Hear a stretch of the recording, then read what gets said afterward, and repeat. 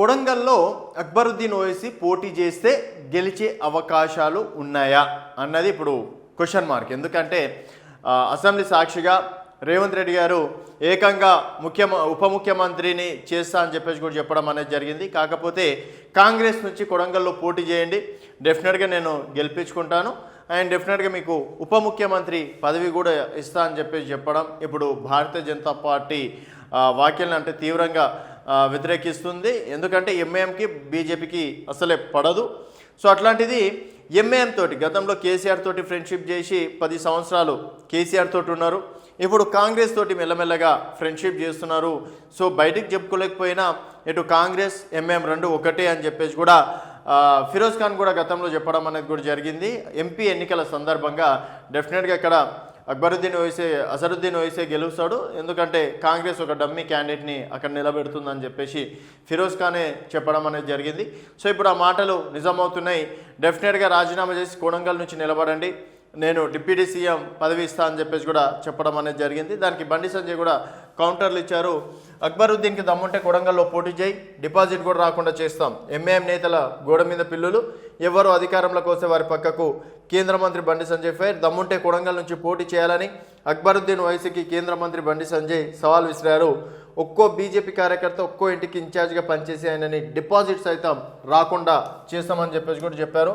మరి ఆ ఛాలెంజ్కి కాంగ్రెస్ స్వీకరిస్తుంది. ఎందుకంటే అక్బరుద్దీన్ ఓవైసీ ఎంఐఎం పార్టీని వదిలిపెట్టి వెళ్ళాడు. సో మరి కాంగ్రెస్ ఎంఐఎం రెండు కలిసి మిత్రపక్షంగా చేసినా కూడా ఎందుకంటే అక్బరుద్దీన్ ఓవైసీ గెలుస్తాడా అంటే గెలిచే అవకాశాలు ఉన్నాయి ప్రస్తుతం వరకు. ఎందుకంటే అక్కడ కాంగ్రెస్ పార్టీ ఓట్ బ్యాంక్ ఎక్కువ.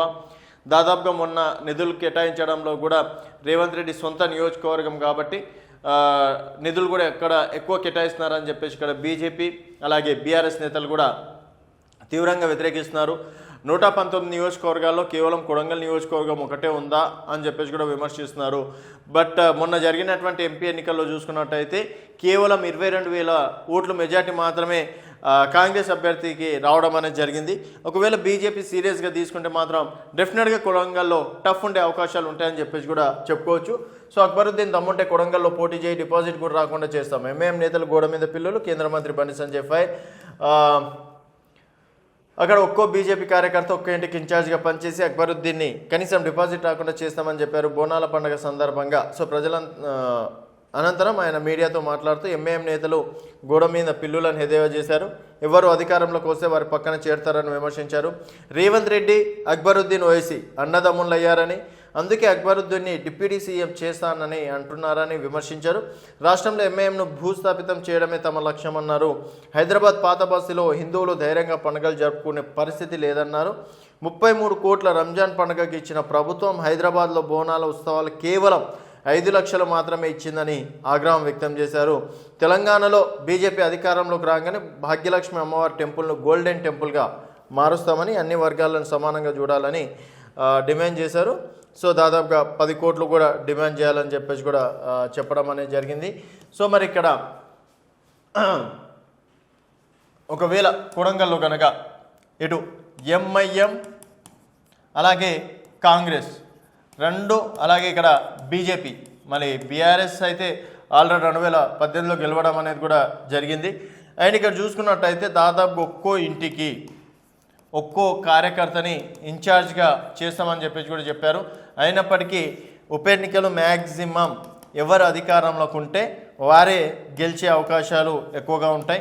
మొన్న చూసినటువంటి కంటోన్మెంట్ ఎలక్షన్లో కూడా కాంగ్రెస్ పార్టీ అభ్యర్థి గణేష్ గెలవడం అనేది కూడా జరిగింది, అది కూడా చూసాం. అండ్ గతంలో 2018 తర్వాత చూసుకున్నట్టయితే 19లో ఇక్కడ రఘునందన్ రావు గెలవడం అనేది జరిగింది దుబ్బాక నుంచి. తర్వాత హుజరాబాద్ నుంచి ఈటెల రాజేందర్ గెలిచారు. తర్వాత మళ్ళీ చూసుకున్నట్టయితే మళ్ళీ బీఆర్ఎస్ అధికారం నుండి మునుగోడులో బీఆర్ఎస్ పార్టీ గెలవడం అనేది జరిగింది. బట్ మరి ఆ సవాల్ అనేది జస్ట్ సవాల్గానే ఉండొచ్చు, ఎందుకంటే సీరియస్గా అయితే తీసుకోకపోవచ్చు.